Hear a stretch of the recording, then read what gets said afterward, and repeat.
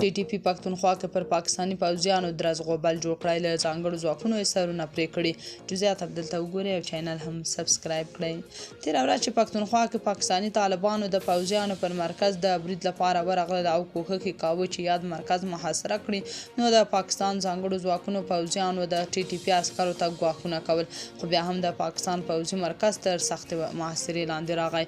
خیبر پښتونخوا کې 8 پاکستاني پوځیان وژل شوي. د خراسان دایرې په نوم د پاکستاني رسنۍ د راپور له مخې د خیبر پښتونخوا په تیرا سیمه کې د وسلوالو او پاکستاني امنیتي ځواکونو ترمنځ په نښته کې 8 امنیتي ځواکونه وژل شوي دي. په دغه نښته کې چې څو ساعته دوام کړی، 9 عسکر زخمیان شوي هم دي. دغه نښتې د تیرا دره کې بېلابېلو سیمو کې شوي دي. د ټي ټي پي سرچینې وایي چې یاد برید کې 18 پوځیان وژل شوي چې د پاکستان ځانګړو ځواکونو د 2 غړو څخه یې سرونه هم پرې کړي دي او یو بل کرنل هم ځان سره ژوندی وړی دی.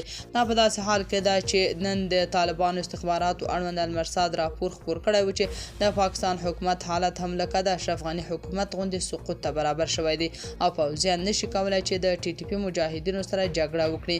په پاکستان کې په دې وروستیو کې د وسلوالو او پاکستاني پوځیانو ترمنځ نښتو زور اخیستی.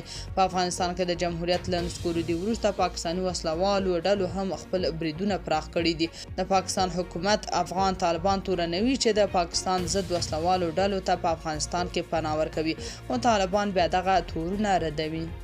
تاسو په دې اړه څه نظر لرئ؟ کومنټ کې شریک او چینل هم سبسکرایب کړئ.